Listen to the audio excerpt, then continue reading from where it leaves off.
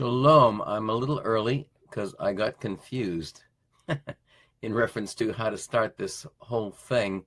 For those of you who are out there, I'm still trying to figure this out. I've got some people in the congregation who said they can help me, and so I don't know if I'm missing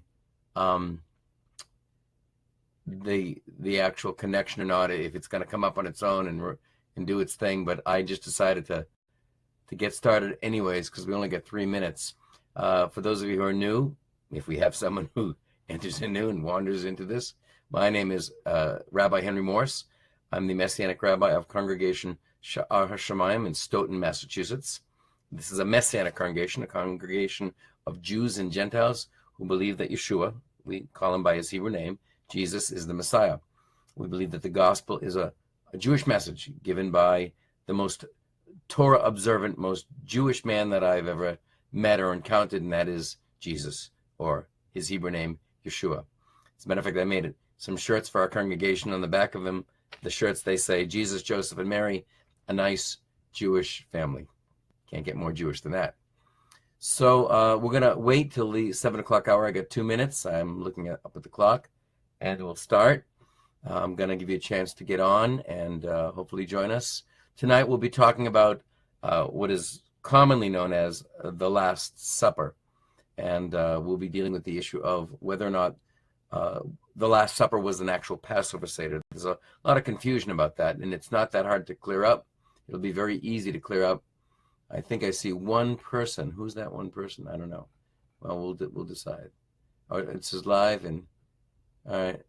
No, I guess it's doing its own thing. All right, well, we'll see. I don't know how this works.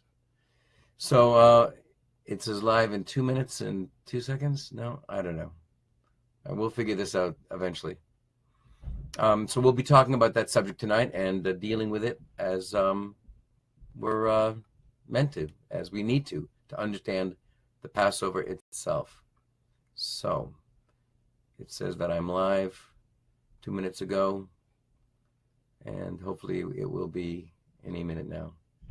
I don't see anyone, so maybe I'm doing this alone, which means you'll get it on the recording. All right, 7 o'clock. All right, so that means I am live. All right, well, let's start. Hopefully someone will join in. If anyone's out there, let me know you're there. All right. So again, the question is, was the Last Supper the Passover Seder? Many people believe that Yeshua ate a Passover meal with his disciples. We have, for example, in Luke 22, it gives the account, and of course the other Gospels as well, but predominantly you have a very detailed account in Luke 22. As the synoptic Gospels of Matthew, Mark, and Luke seem to indicate, it does appear to be a Passover. He says, with desire, I have desired to eat this Passover with you. But there's some confusion about that. So let's take a look into this. Others, and I mean, when I say others, other scholars disagree. I'm going to move my notes over, and hopefully I'll be able to see them a little bit better. See if I can get that to go over. There we go. Disagree, pointing out to John's Gospel, which clearly shows that the Last Supper occurred before the Passover feast. Is there any way to reconcile the two differing accounts? Can both accounts be correct? We know there's no contradiction in the Scripture, but how do we deal with this? How do we conclude what this is? To fully understand this topic, we're going to examine the Gospel reports of Yeshua's final meal with his disciples. I see one thumb. That's Nicole Aruda. I guess you figured out where I was, because I have no clue where I am. To fully understand this topic, let's examine the Gospel reports of Yeshua's final meal. First, we're going to look at John's account of the Last Supper. Many scholars believe that John wrote his Gospel late in the 1st century, decades after the synoptic Gospels had been written, Matthew, Mark, and Luke. By the time John wrote, Gentiles likely composed a significant portion of the church.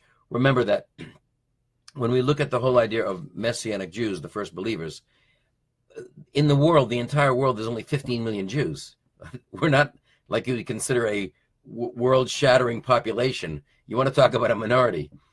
We are, I think, 1/5 of 1% of the world's population. I don't know what the demographic was back then, but again, we weren't exactly earth-shattering in our numbers.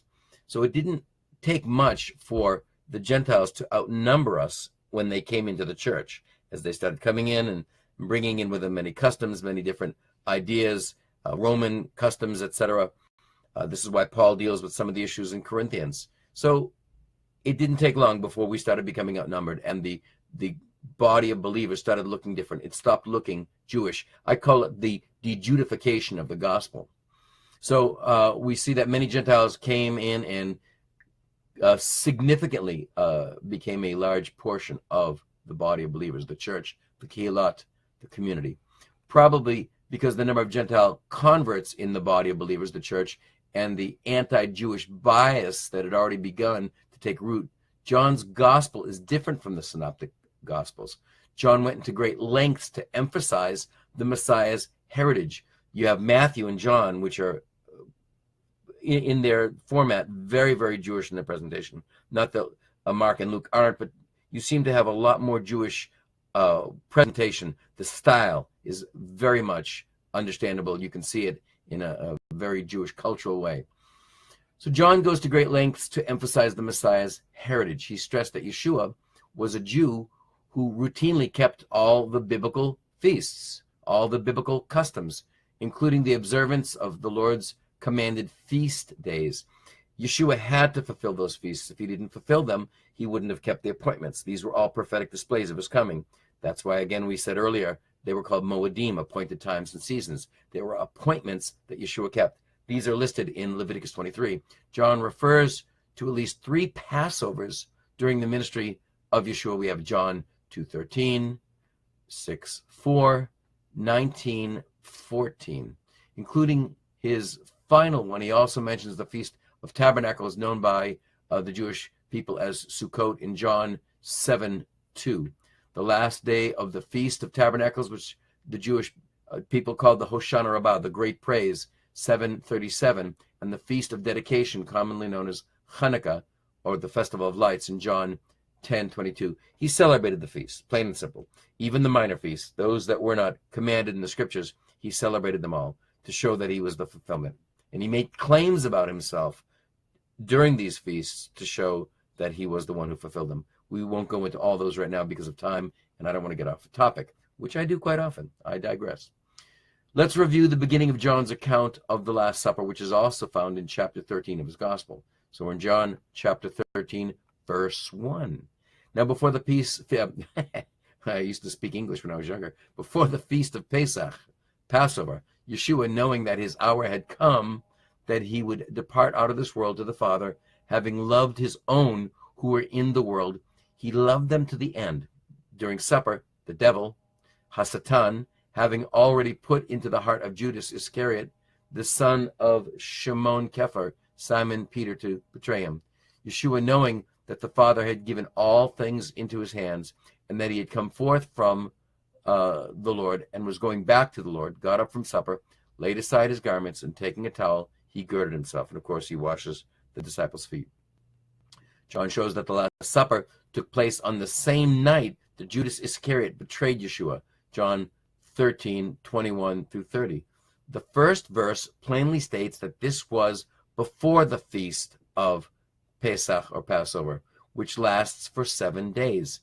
From Aviv 15, remember we start at Aviv 14. The 14th is when we slaughter the lambs, but the actual Pesach is eaten at the end of the evening of the 14th into sundown, into the 15th. We slaughter the lambs. We start eating late on the 14th into the 15th, and it all has to be consumed before the morning. You have to share with your neighbor if your household is too small, or if their household is too small, and it must be all consumed, roasted by fire, and it must be consumed or destroyed before the morning. So it lasts for, hi, Greg Pierce. Hi, how are you, sir? All right. I'm seeing people, I think they found out where I was, even if I didn't know how to do this whole live thing. All right. So from Nisan or Aviv 15 through Aviv 21 is the Feast of Unleavened Bread. John is obviously referring to the same night described by the other 3 gospel writers in Matthew 26, Mark 14, and Luke 22. John goes on to reiterate several times that these events took place before Passover. Clearly, the Passover meal, traditionally eaten on the evening of Aviv 15, had not been observed. But again, the confusion is that he says, with desire, I have desired to eat this Passover meal with you. So what was it? So let's go back to John 13, verse 21. When Yeshua had said this, he became troubled in spirit and testified and said, truly, truly, I say to you that one of you will betray me. The disciples began looking at one another at loss to know which one he was speaking. I can see the typical, I didn't do it. I'm not doing it. There was the beloved disciple reclining on Yeshua, on his bosom, one of the disciples whom Yeshua loved. Of course, many scholars believe that's John. So Shimon Kepher, Simon Peter, gestured to him and said to him, tell us who it is of whom he is speaking. He, leaning back thus on Yeshua's bosom, said to him, Lord, who is it? Yeshua then answered, that is the one for whom I shall dip the morsel and give it to him. Now remember, he is participating in the traditional Passover elements that they knew back then. They would dip the parsley, and they would dip, of course, in the salt water representing the tears, the parsley representing the greens. And they of course, had many different things that they would do during the ceremony. We can go over those later on. But he's actually doing the traditional Passover meal. And so when he had dipped the morsel, he took it and gave it to Judas, the son of Shimon Iscariot. After the morsel, Satan then entered into him. Therefore, Yeshua said to him, what you do, do quickly. Now, one of those reclining at the table, no one of those reclining at the table knew for what purpose he had said this to him. For some were supposing, because Judas had the money box, that Yeshua was saying to him, buy the things we have need of for the feast, or else that he should give something to the poor. So after receiving the morsel, he went out immediately, and it was night. All right, so here's the thing. Obviously, something is a little bit off here, because he's talking about the Passover. He's talking about observing the Passover feast. But then the Talmudim, the disciples, are saying maybe he's going to buy something in need of the feast. If the feast had already started, it's a Shabbaton, it's a high Sabbath, they would not be out there buying things. So something's wrong. What would it be? Well, let's take a look. Let's move on. All right, John 18, verse 28. Then they led Yeshua from Caiaphas into the praetorium, and it was early, and they themselves did not enter into the praetorium, so that they would not be defiled, but might eat the Passover. We're still in John. All right, so let's remember the chronology here. He eats the Last Supper. He's betrayed by Judas. They go to the Garden of Gethsemane. He's betrayed by Judas with a kiss. And, of course, then they take him off to be tried into the praetorium. And so how is it possible? Because if it was the Passover, if he dies on Passover to be the Passover lamb, how can this be the Passover? What could it be? Aha, the mystery we'll get to. It cannot be the literal Passover. We'll talk about that in a second. Because remember, he goes to the garden, he gets betrayed, he goes on trial, and through the evening he is now brought before his accusers. John chapter 19, verse 14. Now it was the day of preparation for the Passover, and it was about the 6th hour, and the Jews said to him, behold your king. So what is the day of preparation? The day of preparation is called the Bedikat Chametz, the search for the leaven, when they clean out the house of all the leaven, and they prepare their household for the actual Passover. So this is John again, and he's hanging on the cross, and they're saying, behold your king. So again, that means the Passover is yet to come. Curiouser and curiouser, as Alice said. John 19:31. Then the Jews, because it was the day of preparation, so that the bodies would not remain on the cross on the Shabbat, the Sabbath, for that Sabbath was a high day, asked Pilate that their legs might be broken and that they might be taken away. The two thieves, their legs were broken, and Yeshua had died. We understand that the prophecies in Isaiah 53 and Psalm 22 specifically talk about the crucifixion and his sacrificial death. Psalm 22 deals with all the details of the crucifixion. His bones were not broken. It talks about that. He was, of course, taken off the cross without the breaking of his bones. But again, they couldn't leave them on the cross because they would have been defiled. They would have defiled the day. What would they have done? They wouldn't have been able to have taken them down off the cross during the high Sabbath of the Passover. John 19, therefore, because of the Jewish day of preparation, remember they're preparing for the Passover, the Bedikat Chametz, the removal of the leaven, since the tomb was nearby, they laid Yeshua there. They had to get Yeshua into the tomb very quickly, because if they didn't get him into the tomb quickly, they would have been defiled and would not have been able to have celebrated the Passover themselves. So he was not anointed with the oil and the spices. They had to get him, and that's why the women came in the early morning while it was still dark and anointed him with. They came to anoint him with the oil and the spices. John points out repeatedly that the Last Supper, the betrayal by Judas, and Yeshua's trial and crucifixion all occurred before the Passover on the preparation day. But exactly when was the preparation day? All right, so let's take a look at the New Unger's Bible Dictionary. All right, let me just reposition myself and get a little more comfortable here. The New Unger's Bible Dictionary says that the preparation day for Passover was from evening, the end of Aviv 13, which is Tuesday, until the evening, the end of Aviv 14. So remember, it starts at sundown. So the night before his crucifixion, they are preparing. The night before he actually dies, they're preparing as it's prescribed in the scriptures. They must rid out all the leaven from their house. E.W. Bullinger, in his companion Bible states, Wednesday, Aviv 14. Let me just read this, get my eyes to focus. Beginning on Tuesday at sunset. So it starts from Wednesday. The entire time of Wednesday is a preparation day, but it begins on Tuesday at sundown, is what he's saying, was the preparation day on which the crucifixion took place. So all he's stating is it starts on Tuesday evening at sundown and goes into Wednesday. And that's Aviv 13 and 14. As shown in John 19:31, above, the day following the preparation day was an annual high Sabbath, the first day of unleavened bread, which fell annually on Aviv 15, which is at sundown after he's crucified. The Lord commanded the Israelites to observe the high Sabbath every year, and that's found in Exodus chapter 12. So Exodus 12:16, on the first day you shall have a holy assembly, another holy assembly on the seventh day. No work at all should be done on them, except what must be eaten by every person. That alone may be prepared by you. You shall observe the feast of unleavened bread, for on this day I brought your host out of the land of Egypt. Therefore you shall observe this day throughout your generations as a permanent ordinance. It's throughout your generations. It's perpetual. It's in all your dwelling places, as the scripture says, and it is perpetual in all your generations as an ordinance. It does not end. The celebration of the Passover, all of a sudden that Messiah comes, doesn't just go, it's done. We did it once. It's good enough. Now we can celebrate Ishtar. It doesn't work that way.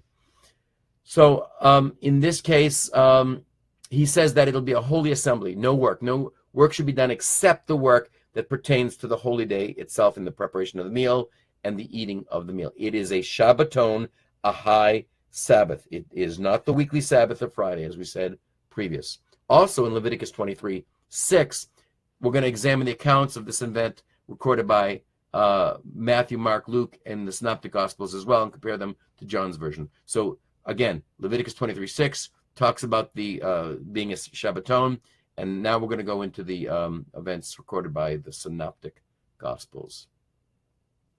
So Matthew 26, verse 17. Now on the first day of unleavened bread, the disciples came to Yeshua and asked, "Where do you want us to prepare for you to eat the Passover?" And he said, "Go into the city to a certain man and say to him, the teacher says, my time is near. I am to keep the Passover at your house with my disciples." The disciples did as Yeshua had directed them, and they prepared the Passover. Now when evening came, Yeshua was reclining at the table with the 12 disciples. As they were eating, he said, "Truly I say to you that one of you will betray me." And again, that's the same account we read in the book of John. Mark 14:12, on the first day of unleavened bread, when the Passover lamb was being sacrificed, his disciples said to him, "Where do you want us to go to prepare for you to eat the Passover?"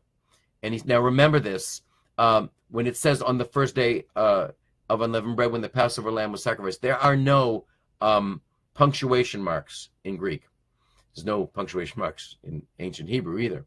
So in this case, it's not about where we see the English punctuation marks that we can separate this, because we see the rest of the accounts would make a contradiction. In John, if that's the case, if this was, and he's saying on the first day of unleavened bread, when the Passover lamb was being sacrificed, his disciples said to him on the first day of unleavened bread, that's not what they're saying. They're just making the claim that on the first day of unleavened bread, the Passover lamb was being sacrificed. That's it. Now, they're talking about that day, but it's not that his disciples said to him on the first day. Now the disciples say to him, where do you want us to go to prepare for you to eat the Passover? And he went and sent two of his disciples, and I hope I didn't confuse you, by the way, and said to them, go into the city, and the man will meet you carrying a pitcher of water. Follow him, and wherever he enters, say to the owner of the house, the teacher says, where is my guest room, in which I may eat the Passover with my disciples? And he himself will show you a large upper room furnished and ready. Prepare for us there. The disciples went out and came to the city and found it just as he had told them, and they prepared the Passover. When it was evening, he came with the 12 as they were reclining at the table. And eating, Yeshua said, truly, I say to you, one will betray me, one who was eating with me. Again, remember, it cannot be the night of the Passover, because as soon as he gets done eating the meal, they go to the Garden of Gethsemane, they fall asleep. Can you not tarry with me 1 hour? And Judas comes and betrays him. Peter cuts off someone's ear, the high servant of the priest, Malchus, and Yeshua puts his ear back on. It's quite a scene. So there's a whole scene that's happening there that's not related to the Passover. It cannot be the Passover. Luke 22. Hi, Matthew. Looking forward to this continuation. Thanks for getting it out. All right. I'll be posting it as well so you can see it after, if you didn't catch the whole thing. Luke 22, verse 7. Then came the first day of unleavened bread, on which the Passover lamb had to be sacrificed. And Yeshua sent Peter and John, saying, go prepare the Passover for us that we may eat it. So the Passover is coming. He's telling them to make preparation, clean out the leaven, prepare the room. They said to him, where do you want us to prepare it? And he said to them, when you have entered the city, and he goes on to the same story, a man will meet you carrying a pitcher of water. Follow him into the house that he enters, and you shall say to the owner of the house, the teacher says to you, where is the guest room in which I may eat the Passover with my disciples? He will show you a large furnished upper room. Prepare it there. And they left and found everything just as the Lord had told them. They prepared the Passover. So in verse 14, when the hour had come, he reclined at the table. By the way, just as an aside, the reason why they reclined was because they were to eat the Passover reclining, to represent they were now free men. And the apostles with him. And he said to them, I have earnestly desired to eat this Passover with you before I suffer. For I say to you, I shall never again eat it until it is fulfilled in the kingdom of God. All right, first, let's note the timing of the events. Matthew says it was the first of unleavened bread. On the surface, this appears, as we said earlier, to contradict John's account, which plainly states that the Last Supper occurred before the feast of Passover. You know, again, I'm getting my words all wrapped around my eye teeth, and I can't see what I'm saying. The Feast of Passover. However, Mark and Luke add an additional detail that helps clarify the time. Mark says that it was the first day of unleavened bread when they killed the Passover. Luke says it was the day of unleavened bread when the Passover must be killed. The Bible tells us in Exodus 12:6 that the Passover lambs were to be killed between the evenings on Aviv 14. The Jews traditionally interpreted this as in between the evenings, meaning the afternoon. Now remember this, the day of the 14th begins at sundown. That's when the Passover, the 14th, it begins. So at sundown, the 14th of Aviv, all the way through the evening, into the morning, into the afternoon, that is the day. It's called the day of Passover, when the Passover lambs are to be slaughtered. It goes from the late afternoon in the 14th, the late afternoon into because that's when the Passover lambs are slaughtered. And then it's actually, you eat the meal, as the sun is setting into the 15th. So when he says that it is the day of the Passover, it was, even though it was the night, because the night began the day. So I hope that's not too confusing. Just stop thinking like a Gregorian calendar. The day for the Jewish people begins at sundown, just like it does in Israel today, just like it's always happened for centuries. When you're in Israel, all over the world, the day begins at sundown. So the 14th of Aviv begins Tuesday, our time, at sundown, which is the day that they slaughter the Passover lambs, later that afternoon, after the evening, into the morning, and into the afternoon. Okay, hope that helps. Luke states it was the day of unleavened bread when the Passovers must be killed. The Bible, hi, Jess Fife. Oh, that's my daughter. Haven just saw you and said hi. Hi, Zadie. Hi, Haven. Hi, sweetie. That's my granddaughter. The Bible tells us in Exodus 12 that the Passover lambs to be killed in between the evenings. I'll talk about this in a minute. On Aviv 14, the Jews traditionally interpreted between the evenings to mean in the late afternoon. The Jews at the time of Yeshua killed the Passover lambs on the afternoon of Aviv 14. In the Wars of the Jews, Flavius Josephus records that in the first century, the Passover lambs were slaughtered from the 9th hour till the 11th hour, which corresponds to our 3 to 5 p.m. So either way, it's going to be late in the afternoon. There's a little controversy on this, but Flavius Josephus says they are killed between 3 and 5 p.m.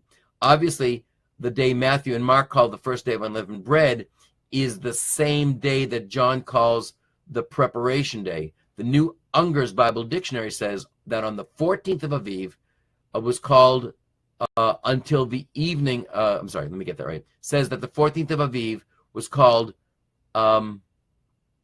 until the evening, the preparation for the Passover. That's what it is. I didn't see those punctuation marks. So the 14th of Aviv was called until the evening, the preparation for Passover. So on that Tuesday afternoon until Wednesday late afternoon, it is called the preparation for the Passover, the removal of the bedikat, of the bedikat hametz, the removal of the leaven. As shown below, all three synoptic gospels confirm that Yeshua was crucified on the preparation day of Aviv 14, the actual day that the Passover lambs were also slaughtered. The preparation day runs into the late afternoon of Wednesday. Matthew 27:62, it says, on the next day, Aviv 15, which followed the day of the preparation, the priests, the chief priests and Pharisees gathered together to Pilate. Mark 15:42, now when the evening had come, because it was the preparation day, that is the day before the high Sabbath, Joseph of Arimathea went into Pilate and asked for the body of Yeshua. So they had to get him quickly before the Shabbaton, the high Sabbath of the Passover, which was the preparation day. Luke 23:54, the day was the preparation day and the high Sabbath drew near. All right. Going back to the synoptic gospels of the meal, Matthew and Mark show that the disciples came to Yeshua just as the preparation day of Aviv 14 was beginning, which could have been Tuesday at sunset. They asked him where he wanted them to prepare to eat the Passover meal, which would occur the next night, the actual Passover meal. And that's in reference to John 18:28. Luke records that in response to their question, Yeshua instructed Peter and John how to find the place where they should prepare to eat the Passover on the night of Aviv 15. They don't know that he's not going to be there. He told them the owner of the house would show them a large furnished upper room. Mark and Luke both state that it was there in that room that they were to prepare for the Passover, not the day of the preparation. As we can see from all three accounts, Matthew 26:17, Mark 14:12, Luke 22:7-9, the disciples waited until the beginning of Aviv 14 to ask Yeshua where to prepare the Passover. So they ask him at the beginning of Aviv 14 where to prepare the Passover. It couldn't have been the Passover because they should have had it prepared already. If the time between sunset and dark on the 14th was the correct time to slay the Passover lambs, as some erroneously teach, why would they have waited so late, very late in the afternoon, to question Yeshua about preparing for the meal? Or if the Passover meal would not take place, for at least another 24 hours, why would they prepare for it for that evening? Let me state that again. That's a little confusing. I wrote this, and I don't even know if I fully stated it properly. So as we can see from all three accounts, Matthew 26:17, Mark 14:12, Luke 22:7-9, the disciples waited until the beginning of Aviv 14, that's the late afternoon on Tuesday, to ask Yeshua where to prepare the Passover. If the time between sunset, which is late Tuesday afternoon, and dark on the 14th was the correct time to slay the Passover lambs, if it was on Tuesday night they slayed the Passover lambs, why would they have waited so very late to ask Yeshua about preparing the meal? It could not have been a Passover meal. Or if the Passover meal would not take place for another 24 hours, why would they prepare for it on that evening? It couldn't have been a Passover meal. I think that made it more understandable. Rabbi Judah, a great sage, one of the great rabbinic sages, says they seek out leaven on the night of the 14th, Tuesday evening. Well, it's not Tuesday evening every year, but in this case, that year it would have been Tuesday evening. On the 14th in the morning, so Tuesday evening, now Wednesday morning our time, at the time of removal, and at the time of the removal. The sages say if one did not seek out leaven on the night of the 14th, he may seek it out on the 14th. So if he missed on Tuesday night, he could do it on the morning of the 14th. If he did not seek it out on the 14th, let him seek it out at the appointed time, 11 a.m. to 12 noon on the 14th. If he did not seek it out on the appointed time, let him seek it out after the appointed time to nightfall. Either way, there needed to be a time of removal of the leaven, the preparation, which had to happen as early as possible. That's what they desired. The New Unger's Bible Dictionary confirms how the Jews prepare for the observance of Passover. On the evening of the 13th of Aviv, as the day ended and Aviv 14 began, until that of the 14th was called the preparation for the Passover, John 19:14. Every head of the family searched and collected by light, the light of a candle, all the leaven. Before the beginning the search, he pronounced the following benediction: Blessed are you, O Lord, our Elohim, King of the universe, who has sanctified us with their commandments and has enjoined us to remove the leaven. After he searched for the leaven, he said, whatever leaven remains, meaning whatever leaven he might have missed, in my possession, which I cannot see, behold, it is as null and accounted as the dust of the earth. All right, and that is in the Talmud. The phrase prepare the Passover, found in Matthew 26:19, Mark 14:16, and Luke 22:13, comes from the Greek phrase, and I hate Greek, as everyone knows in my congregation, and I'm going to butcher this, hedomasan to pascha. Oh boy, Hebrew is so much easier to pronounce. Hedomasan to pascha. If I butchered it and you know Greek, correct me later. According to Strong's Concordance, the Greek verb root hedoim mezo means to make ready, prepare, to make the necessary preparations, get everything ready, drawn from the Oriental custom of sending on before kings on their journeys a person to level the roads and make them passable.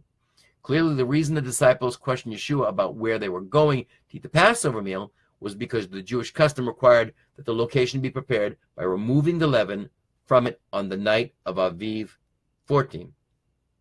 Got it. All right, I hope that's clear. It's a lot of information. You need to go over this again. As mentioned earlier, the Jews ate the Passover meal on the night of Aviv 15, as they've slaughtered the lambs on the 14th. After he cries, Ila, Ila, lema sabachthani, in the 9th hour, he dies shortly thereafter, and as they're being slaughtered, Messiah dies, which was the beginning of the Feast of Unleavened Bread, and on the 15th, they start to eat. Exodus 12:15 commands the Israelites to remove all leaven from their dwelling and prescribes a penalty for eating unleavened bread during this feast. All right, so it's not good. Don't eat leaven.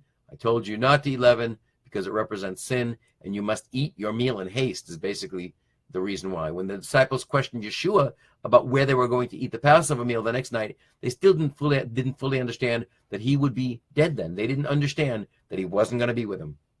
The Messiah would not be able to eat the Passover lamb because he was destined to be our Passover lamb sacrificed for us. 1 Corinthians 5:7.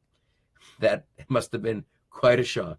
But instead of explaining to them that he would be in the grave when the time came to eat the Passover lamb, he simply told his disciples where to prepare and eat the Passover lamb. And after Peter and John had de-leavened the room and made ready for the upcoming feast, Yeshua used their final meal together on the night of the 14th to instruct his disciples one more time before his death.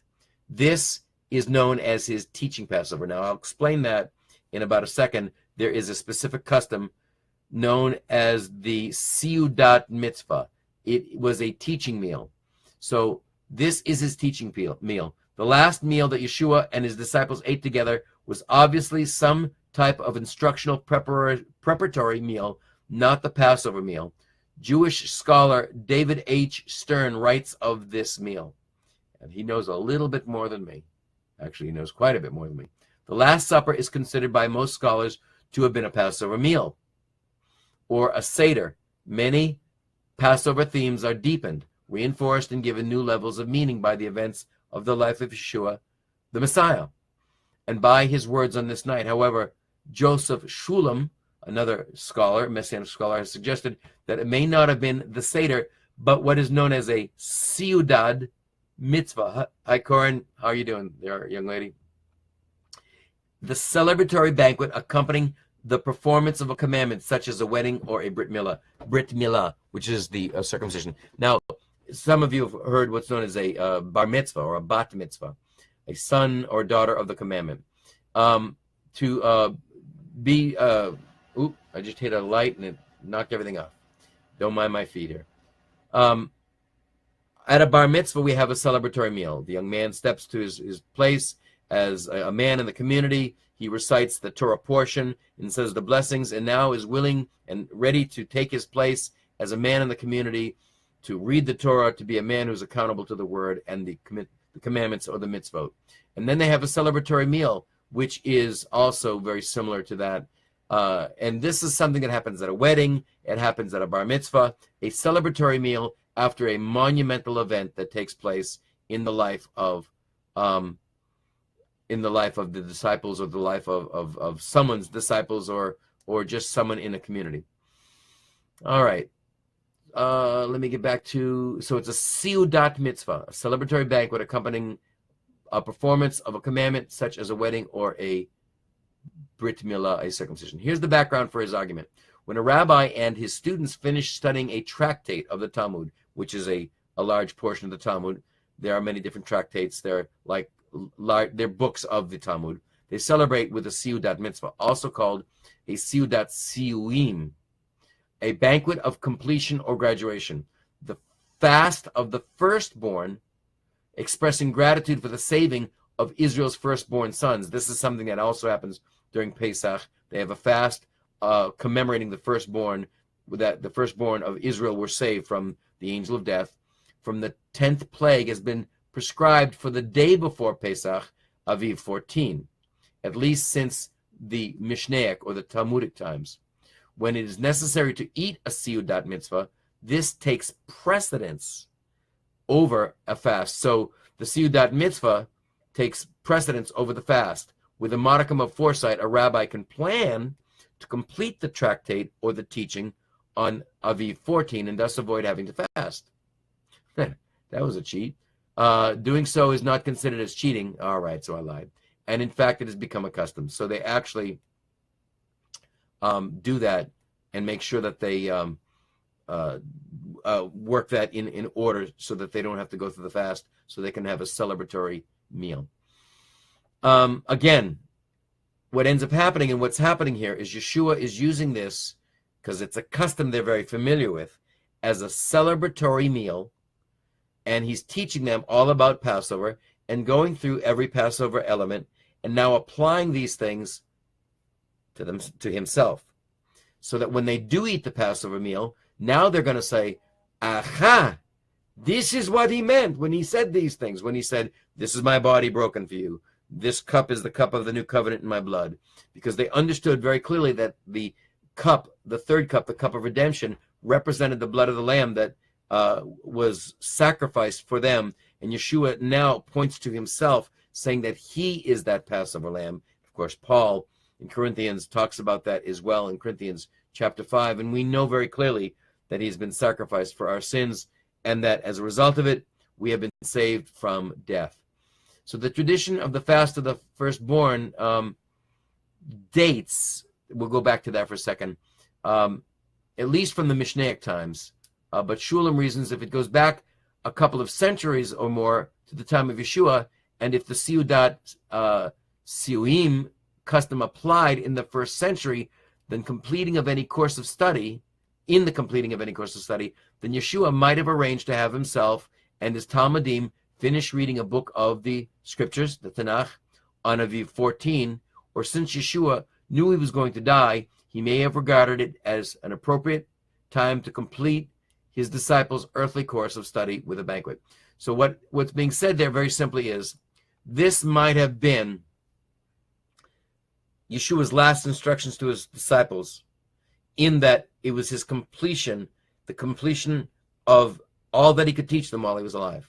So whether it was as a result of teaching them a scriptural tractate or anything else, the point is, if it dated back, this custom dated back to that time, which Joseph Shulam seems to indicate, then he's basically saying, you have finished all that I can do to teach. All that I have to teach you is done.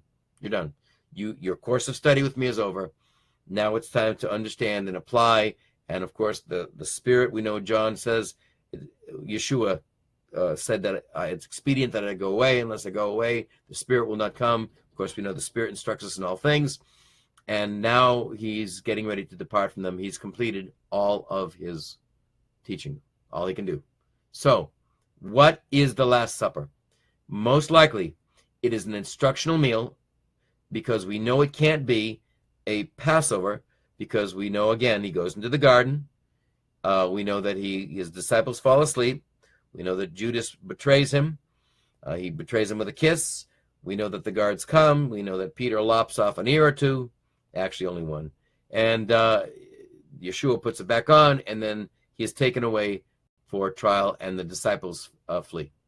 So we know it can't be a Passover. It must be a Seudat mitzvah, or an instructional meal, a celebratory meal, that is what Yeshua is doing, so that when they get ready to eat the Passover, they have that revelation. It comes to mind. This is what the Messiah was talking about. This is what he was trying to teach us. And then, of course, then you go to the concept of what he says when he's on the cross, when he quotes Psalm 22, Ila ila lama sabachthani, my God, why hast thou forsaken me? What is he doing? He's quoting from Psalm 22, the very passage that prophesies of his death in specific detail, the passage that teaches us, written by Melech David, King David, 1,000 years BC, that Yeshua would come, the Messiah would come, and these are the prophetic details that would happen concerning his death, burial, and resurrection, the giving of the gall and the vinegar, and casting lots for his vesture, and all of those that read Psalm 22, you will not be disappointed. So we can see that the Synoptic Gospels, Matthew, Mark, Luke, and John, Matthew, Mark, and Luke do not conflict with John's account of the Last Supper when understood correctly. A careful study of all four Gospels show that Yeshua and his disciples did not eat the Passover meal. There was no way they could have, since the time had not come to sacrifice the Passover lambs, which is on the 14th. I'll repeat it again just for redundancy so that you can get it in your head. Was the late afternoon on the 14th of Aviv, not the beginning of the 14th, the later afternoon, as it's getting ready to dawn into the move into the 15th twilight. They simply prepared for the Passover by de-leavening the location they planned to use for the feast. Afterwards, they ate some type of celebratory or instructional preparatory meal on the 14th of Aviv. At this supper, Yeshua instituted the new covenant symbols of the bread and wine, and after the meal, Judas Iscariot rose and left to betray Yeshua to the Jewish authorities, and the rest is history. That was a marathon. That was 44 minutes. All right, I need to end this quick because I don't want to keep you past 45 minutes. I hope this was helpful. I don't know if this time was expedient for everyone because we didn't get as much of a response. I think people are busy. For some reason, they seem to respond better in the afternoon. Maybe we'll go back to the afternoon. I think I'm going to do one more of these Passover events so that you can get a full picture. If anyone's interested, I'm more than happy to send you my notes, and you can read them as well. Just email me. I'll give you my personal email at Benafucci, B as in boy, E as in everyone, N as in Nancy, A as in Alfred, F as in Fred, U as in umbrella, C as in cat, H as in Henry, I as in Ichthus, Benafucci, Benafuchi at AOL.com. I'll be more than happy to email you all my notes, and so that it'll be easier, so you can go over this and read them as well, and it'll kind of give you a greater understanding, and scriptural references, so you don't have to write all these down. If you want to send this, feel free. Love to have you forward this to anyone who wants it. We're going to be celebrating our Passover as a congregation this Saturday night. All the seats are filled up. I'm sorry if you haven't gotten your money or your ticket in. There are no more seats. We're filled to the brim. But I pray and hope that you have a blessed Pesach with your friends and family, and that this contributes to your understanding of the Messiah and his death, burial, and resurrection, and that you come to a greater understanding and appreciation of our prophesied Messiah, that he died, rose again on the third day, according to the prophecies. We're going to be dealing with that as well one more time briefly, and talking about some of the paganism that has crept into the celebration of, and I'll say it, Ishtar. This is Rabbi Henry signing off. Be blessed. I will let you know when we'll be doing the next broadcast. It'll probably be tomorrow afternoon, because that seems to be a better time for everyone. Shalom. God bless.